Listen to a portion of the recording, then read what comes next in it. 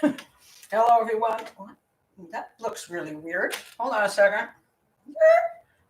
Okay, that looks a little bit better. Maybe this.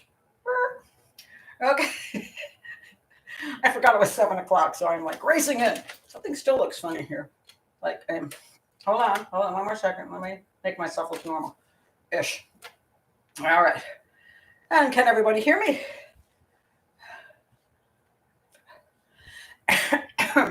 I hope everybody can hear me.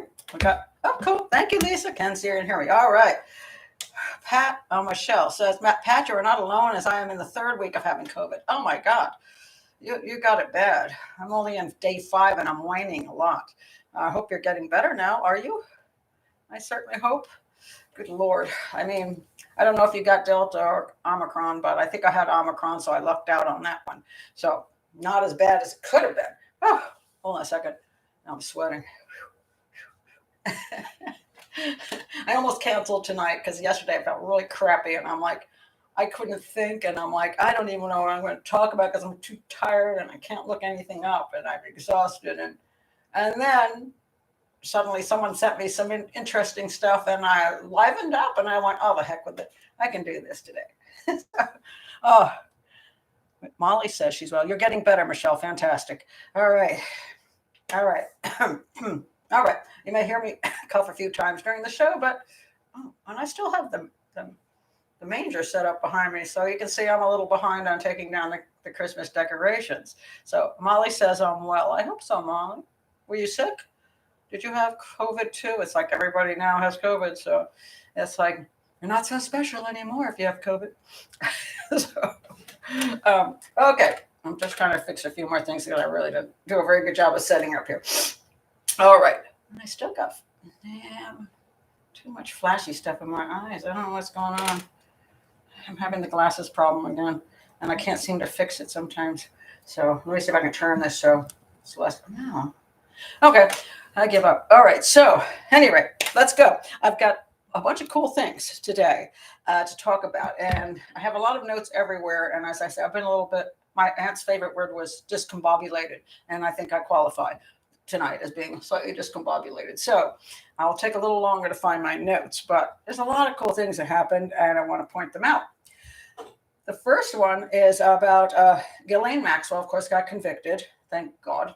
And also Elizabeth Holmes, who was a big scam artist with her company.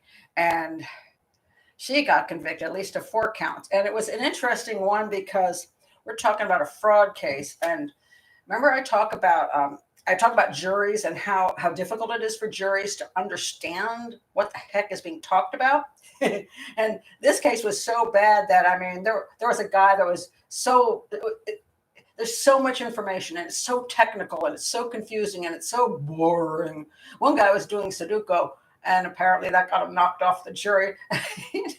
So, I mean, this is the problem when you have a civilian jury brought in who knows nothing of this stuff. That they convicted her of 4 counts of whatever. I can't say whether they should have done better or they could have done worse. I'm just glad she got convicted of something. She needs 20 years at least. But whether she will get 20 years or she'll just end up with a little slap on the wrist. I mean, she's had one hell of a ride for, almost, I forgot when she started this, but she's been, almost 2 decades worth of, running this scam essentially and getting away with it. Now, I have another video I'm doing on this case. It's a short video. I'm going to put it out after I finish the show. I've already done it. I just have to put it up on YouTube. And I'm not going to say the same things I said in that. But I do want to point out just a couple things she has in common with Ghislaine Maxwell. And this kind of shows what kind of people they are. One of them is that both of their fathers had an issue with fraud. Well, that apple doesn't fall far from the fraud tree, does it? Because you learn from your parents and you learn how they live. And you would hope that they would learn from their downfall that this is not a good thing to do. But apparently, because of all those formative years you're spending with them, you do learn certain things from them. And you learn a way of life and you learn a way of dealing with people and where you think you can, bend things. Like, some people say, oh, there's little white lies. And then some people say, oh, omission isn't a lie. They have all these excuses why they're liars, but they're liars and they're manipulating you. When someone doesn't tell you the truth, they don't allow you, they don't respect you as a human being or having the right to make your own determinations. They're taking that away from you because they're lying to you. And so because you're not presenting yourself in a truthful way, you're essentially manipulating them into making a determination based on a lie. And that's not fair. It means you don't respect that other person and you don't care about them as much as you care about yourself. So both of these women had liar fathers and became liar women. And so they're frauds too. And they also bent the law or didn't care about the law. Ghislaine knew those girls were underage. She didn't care. Is she a psychopath? She certainly exhibits a lot of examples of that. So does Elizabeth Holmes. Now, Elizabeth Holmes is all over the map if you want to check off a psychopathy checklist. Hold on. Here we go. I'm going to try to get through the show and not cough too much. She checks all the psychopathy checklist things off. But Ghislaine Maxwell has a lot of things going on that list too. But the most outstanding thing to me is that they don't care about being truthful. They don't care about the law. They don't care about the fact that they know they're doing something wrong. They're willing to do that wrong thing to get what they want. That's narcissism and a half, and leads towards psychopathy. So I can't diagnose here, but if the shoe fits you really good, maybe that's what you are. Okay, so that's just one thing I wanted to point out with those two. Oh, and then the second thing. Yeah, there's two more things. The next thing is what I call the Oprah Effect. And I do talk a little bit about this in my video. And that means if a well-known person knows you, or if you can just link to them, you don't even have to know them, but you can link to them in some way by standing next to them, by having them give a big donation, whatever it is. It's the Oprah Effect. And, if Oprah approves of her in some way, then we must approve of her in that same way. She must be okay. You see that remember when Oprah had the guy on, what did he write? The book, A Million Little Pieces. What was the one, the guy that wrote the book on how he was a drug addict and all that crap, and he wasn't any of those things. And she just promoted the heck out of him. And he really did well off that book because Oprah said it was a good book. And apparently Oprah did not do her due diligence before she put him on the show to find out whether he's a big fat liar or not. But because Oprah says, and then, I'm not fond of Dr. Phil, but guess who got him started? Oprah. So people are like, Dr. Phil. Oprah likes Dr. Phil. Dr. Phil must be good. I'm going to say Dr. Phil qualifies as snake oil salesman to me, but hey, that's just me. Don't like the guy. But Oprah brought him in, Yes, that's what I just said. Yeah, Michelle says, you brought in Dr. Phil. Exactly. So the Oprah Effect. Now, why does Oprah do these things? Why did Oprah not do more due diligence in checking these people out? It's because she had something to gain by bringing them in, whether it was a great show or whether it was, I don't know, what she was trying to, like maybe with a guy with a drug problem, the fake drug problem. She wanted to appeal to people who are struggling with addictions. Dr. Phil, who knows what the reasons are? She supported certain people. But when she did, everybody's like, oh, he's okay. That person's okay with Oprah. And even if Oprah is proven wrong later to be wrong, still it's the Oprah Effect. So these two women were very good about hanging with the right people, getting to know the right people, linking to the right people, so that if those people hung around Ghislaine Maxwell or hung around Elizabeth, then Elizabeth Holmes must be okay. Ghislaine Maxwell must be okay. We can join in now because look who they're hanging out with. Therefore, we want to give them money or support or media attention or whatever it is. It benefits the people who are doing that. They would not give that support unless they were getting something back. And that's the shallowness a lot of times of this whole very wealthy media obsessed, whole level of life, because you already have enough money, quite frankly. You already have enough media, quite frankly, but the desire to stay famous and stay rich and to be one of the big influencers in the world allows you to basically ignore red flags and ignore things that you shouldn't ignore and not do your due diligence of finding out whether you should support this particular company. Do they have a legitimate product? Because once you give your support, I say everybody who supported Elizabeth Holmes, they all defrauded the public because they put their names on that company. They put their stamp on that company saying, we support this woman, therefore she must be legitimate. I think they're all responsible for the fraud. And that's my opinion on that. All right. So I thought, and the third thing, which is interesting about the women have in common, is this. I call it the, hold on a second, I got to go back to my notes here. I call it the Carla Homolka effect. If you don't know who Carla Homolka is, she was the wife of Paul Bernardo. They were a serial killer couple. Paul Bernardo and Carla Homolka abducted and killed teenage girls up in Canada. Paul Bernardo got nailed, which he should have been, for his crimes. Carla Homolka made a plea deal and pretty much walked, and now she's married and has children. And Michelle says she should still be in prison. You bet. But she played I was an abused wife thing where, women get away with this all the time. I wouldn't have done this if I hadn't met Paul. Paul was the one that suckered me into all this. It was his control of me. He was a controlling human being, so I couldn't make my own choices. Yeah. She's a liar. She's a liar and a psychopath. And Elizabeth Holmes is saying the same thing. Her business partner and then boyfriend, until she kicked him out of that role, she blames it on him. Oh, he got me into this. He was my mentor, so I learned from him. Okay, blame it on everybody else but yourself. Blame it on everyone else, because especially the guy in your life, because people tend to feel sorry for women if they have a man in their life who is a strong man, because they say she's a more emotional person than the man, so therefore she couldn't control herself. She was easily led. She fell for his whatever. It's nonsense. I mean, I'm sorry. I'm going to say this to women.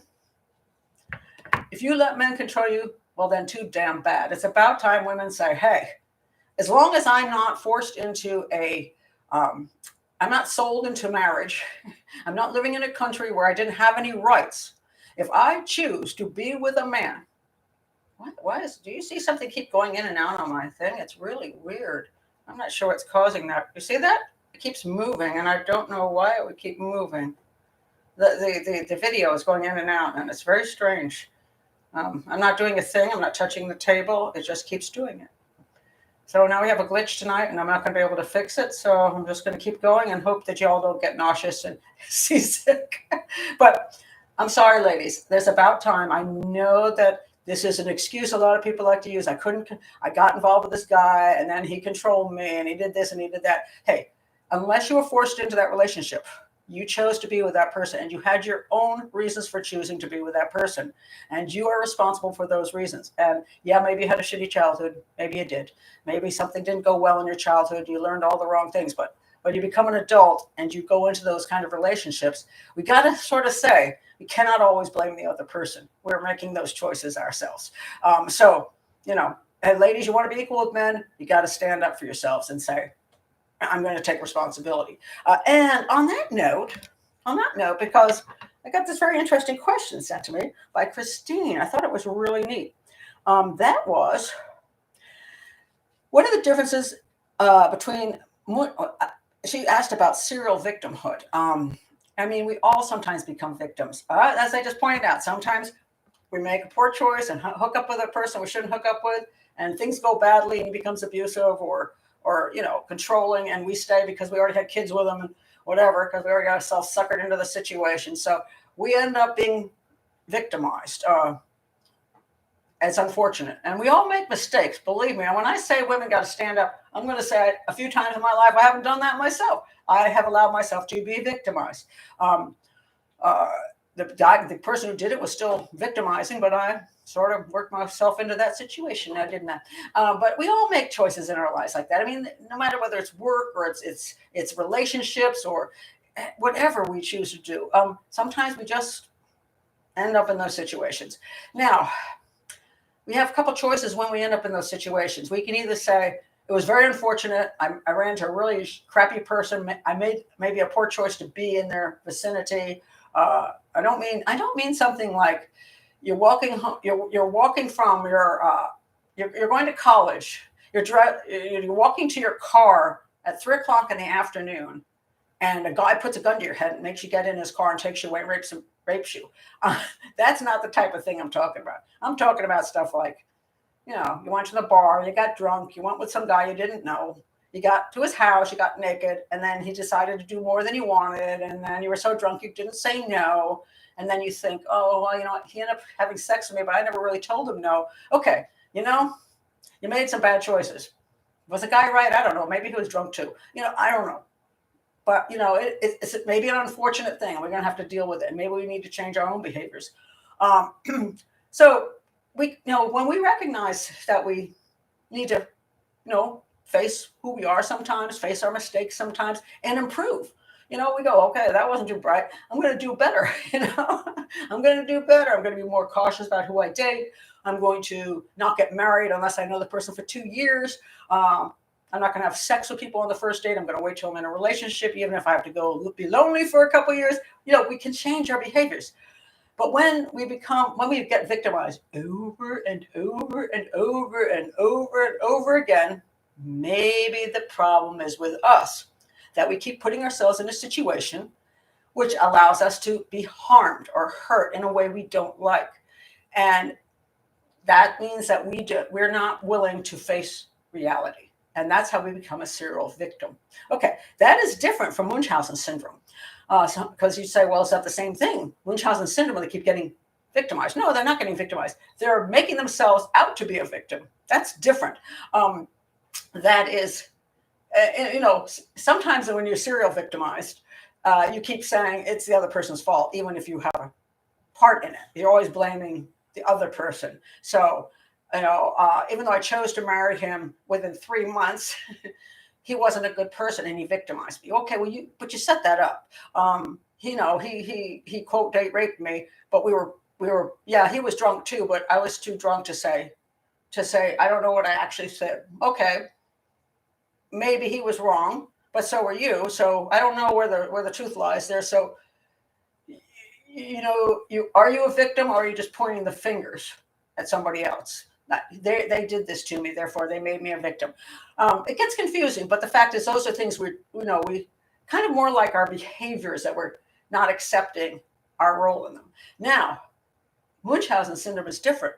That is where you fake being a victim, where you play being a victim, where nobody actually was involved in doing anything to you. So you might be victimized by, I get this many times as a profiler, people calling me to say they were stalked, they're being stalked, and it's all a lie. And I know it's a lie very quickly because they never have any proof, and their story is always like really ridiculous. So they claim they're being stalked. That's Munchausen syndrome. Sometimes people will actually harm themselves, and then say somebody attacked me. That's Munchausen syndrome. They're getting attention through being a victim. And some Munchausen victims, people actually go to therapists and are willing to pay to lie to the therapist over and over again. And some therapists fall for it. They'll say they were victimized by their mother, their father, their brother, their sister, their teacher.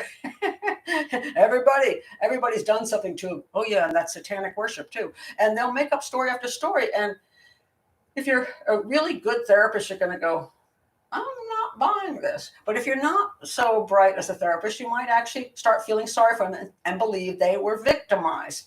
And they weren't. They just want attention. And of course, Munchausen syndrome can go into Munchausen syndrome by proxy, where you harm or kill your children. And that's when you really want attention. It gets really, really sad. But for most of us, we don't have Munchausen syndrome, but we may suffer from serial victimization because just don't want to look at reality and say, hey, why do I keep getting victimized? Maybe I might need to do some life changes. Just maybe. All right. I just wanted to say something about that. All right. So, all right, let's see. I want to talk about, I have to talk about this case. The Ryan Widmer case. Did he really drown his wife in the bathtub? And how easy are bathtub murders to commit anyway? This is a great question because it's one of these. Right, well, I'm going to put my glasses back. I keep taking them off because I don't like the glare and I can't fix it. Okay. There's a lot of women who seem to drown in the bathtub. Like Whitney Houston. Is it Whitney Houston? I got the right person, and her daughter. Am I correct about that, or I've lost my mind here? People who do lots of drugs and end up dead in the bathtub could be accidental death, could be. So let's take a look at how that would work. I'm right on that. Okay. Yeah. If you get in a bathtub and you've taken enough medication to cause you to become unconscious so that you will not react if you slide under the water and breathe water in, and by the time you do, you just don't react and then you drown. Can you die by doing medication and drowning in the bathtub? Yes. All right. However, it's also a very good method of homicide. So, if you can get somebody to take too much drugs and get them in the bathtub, it could work very well. And then if you actually push them under the water and they're mostly out of it to begin with, you don't have to hold them down and have them struggle so that you leave bruises on their body. You just go, and they drown. So that's one way. There's another way that this can happen. And I want to point this out because this was a famous case, and let me try to find it. Okay. All right. Okay. Hold on a second. It's going to take me a bit because I had it up here and now I don't know where it is. Oh, okay. This is the case of George Joseph Smith. He was arrested in February of 1915, and he was in England, and he was formally charged for the murder of Bessie Williams, Alice Smith, and Margaret Lloyd. And then there was a trial, and he got convicted of drowning these women. And the question was, how did he drown them? And this is a method. I hope I'm not giving somebody great ideas, but this is a method I heard about a long time ago, and it's a very interesting method. So what happened was this gentleman called Spilsbury. He pondered over the bathtub and the victim's measurements. He was trying to figure out, how did this dude kill these women? The first stage of an epileptic fit, that was supposedly somebody's problem, right? One of the women's problems, consists of stiffening and extension of the entire body. Considering Bessie Williams' height, 5'7", and the length of the tub, 5 feet, the upper part of her body would have pushed up the sloping head of the tub, far above the level of the water. The second stage consists of violent spasms of the limbs, which were drawn up to the body and then flung outward. Therefore, no one of her size could possibly get underwater even when her muscles were relaxed. In the third stage, the tub was simply too small. Okay, so he didn't think that she died of an epileptic fit. Using French's description of Bessie Williams when he found her in the bathtub, Spilsbury reasoned that Smith must have seized her by the feet and suddenly pulled them up toward himself, sliding the upper part of the body underwater. The sudden flood of water into her nose and throat might cause shock and sudden loss of consciousness, explaining the absence of injuries and minimal signs of drowning. So this is a really interesting experiment coming up here. I'm like, I don't know who participated in this experiment. They're nuts. Neil hired several experienced female divers of the same size and build as the victims. Female divers don't do this, although it was good for science. He tried to push them under the water by force, but there would be inevitable signs of a struggle. Neil then unexpectedly pulled the feet up of one of the divers, and her head glided under the water before she knew what happened. Suddenly, Neil saw that the woman was no longer moving. He quickly pulled her out of the tub, and it took him and a doctor over half an hour to revive her. Oh my God. When she came to, she related that the only thing she remembered was the rush of water before she lost consciousness.